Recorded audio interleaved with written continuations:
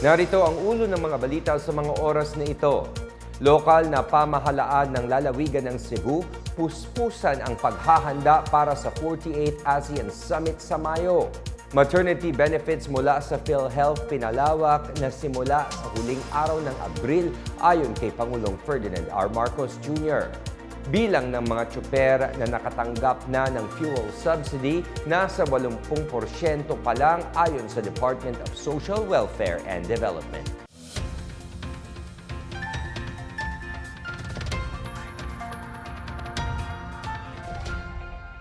Ako si William Theo para sa PNA Headlines. Puspusan ang paghahanda ng lokal na pamahalaan ng Cebu para sa 48th ASEAN Summit na gaganapin sa lalawigan sa ika-7 at ika-8 ng Mayo. Pangunahan ni Pangulong Ferdinand Marcos Jr. ang kasalukuyang chair ng Association of Southeast Asian Nations o ASEAN, ang summit kasama ng mga pinuno ng 10 pang bansa sa Southeast Asia. Gaganapin ang mga aktibidad ng summit sa Lapu-Lapu City, gayon din sa Mactan Expo sa Mactan, Newtown. Ayon kay Cebu Governor Pamela Baricuatro, magsasagawa ng mga simulation exercise at dry run para siguruhin ang seguridad at maayos na pagtanggap sa mga lider at delegado.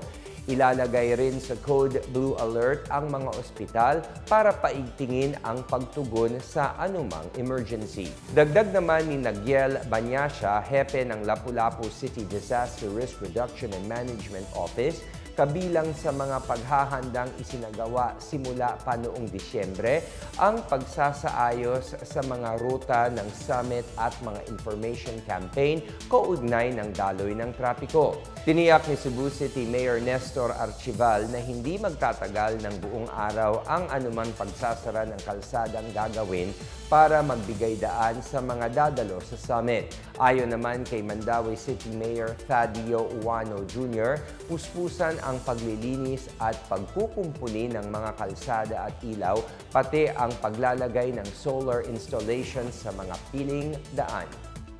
Inanunsyo ni Pangulong Marcos Jr. na magkakaroon ng dagdag sa maternity benefits ng mga miyembro ng PhilHealth simula at 30 ng Abril.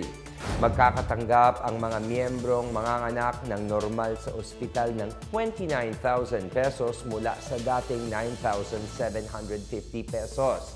Sa mga manganganak naman ng cesarean, magiging 58,000 hanggang 62,000 pesos ang makukuha nila mula sa dating 37,000.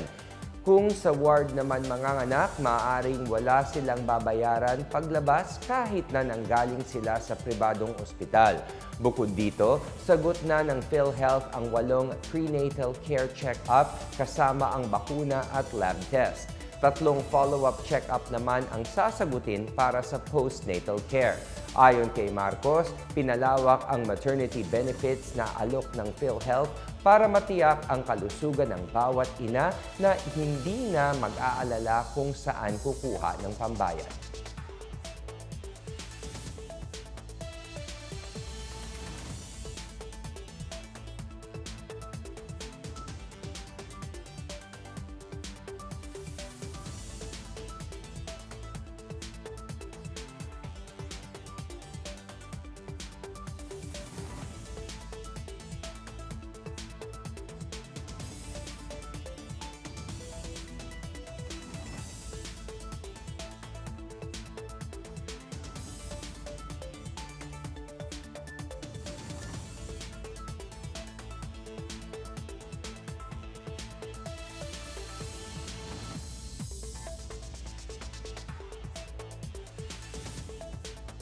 %80 pa lang ng mga tsuper na benepisyaryo ng fuel subsidy program ang nakatanggap na ng ayuda mula sa gobyerno ayon sa Department of Social Welfare and Development o DSWD. Sa pagdinig ng Protect or Proactive Response and Oversight for Timely and Effective Crisis Strategy Committee sa Senado, nilinaw ni DSWD Secretary Rex Gatchalian na 20% sa mga nakalistang benepisyaryo ang hindi pa nakakakuha ng fuel subsidy. Paliwanag ni Gatchalian, karamihan sa kanila ay nagkaroon ng issue sa verifikasyon at eligibility. Halimbawa nito ang mga tsuper na walang lisensya o di kaya'y expired na ang ginagamit.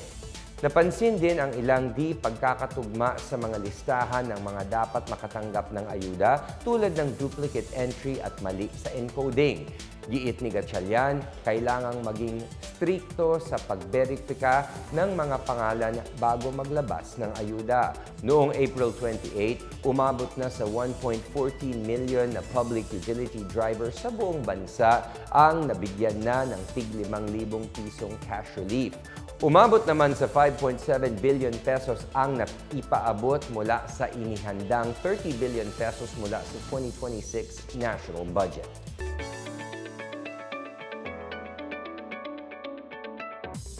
At sa balitang pangkalakalan, tiniyak ng Department of Economy, Planning and Development or DepDev na hindi tataas ang presyo ng mga pangunahing bilihin hanggang ika-10 ng Mayo. Sa pagdinig ng Senate Protect Committee ngayong araw, ibinalita ni DepDev Undersecretary Joseph Capuno ang ulat ng Department of Trade and Industry na hindi magtataas ng presyo ng basic at prime commodities hanggang 10 ng Mayo ang mga tindahan at manufacturers. Bahagi anya ito ng pangako ng gobyerno na protektahan ang mga mamimili mula sa pagtaas ng presyo ng bilihin sa ilalim ng Uplift or Unified Package for Livelihoods, Industry, Food and Transport Program. Kasabay nito, patuloy anya ang monitoring ng presyo at supply ng pagkain, gamot at mahahalagang bilihin para mapigilan ang biglang taas presyo lalo na sa gitna ng pagkaipit ng pandaigdigang supply. Para lalong mapababa ang presyo ng mga bilihin, patuloy ang pagpapatupad ng logistic support, rebate, support fee at toll at pagpapabilis ng delivery. Patuloy din ang mga inisyatibo tulad ng Benting Bigas Meron Na kung saan makakabili ng murang pagkain ang mga consumer.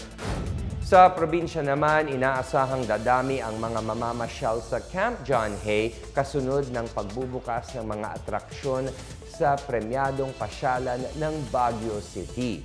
Sa eksklusibong panayam ng Philippine News Agency, sinabi ni John Hay Management Corporation President at CEO Manjit Singh Riandi na dumarami na ang mga taong pumupunta sa kanilang common areas at libreng pasilidad. Nakadagdag anya sa foot traffic sa Camp John Hay ang pagbubukas ng pinagandang playground, gayon din ang mga bagong attraction tulad ng Ayuyang Park at Tranquility Park at pagtatayo ng mga bazaar katuwang ang Department of Social Welfare and Development.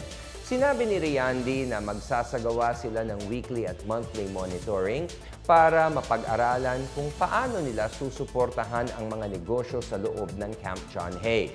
Noong January 2026, tumaas sa 800,000 ang bilang ng mga turistang bumisita sa Camp John Hay kumpara sa 500,000 noong Enero rin ng nakaraang taon. Naging 600,000 naman ang foot traffic noong Pebrero at Marso. At yan ang pinakabago at pinakamainit na balita sa mga oras na ito hatid sa inyo ng PNA Headlines. Para sa iba pang mga balita at impormasyon, bisitahin lamang ang aming website pna.gov.ph o ang aming Facebook at X account na Philippine News Agency. Mapapanood din ang PNA Headlines sa pamamagitan ng link sa website ng News and Information Bureau sa ilalim ng PNA News at sa YouTube account ng Philippine News Agency. Ako si William Theo at ito ang PNA Headlines, naghahatid ng mga balitang nagbubuklod sa bagong Pilipinas.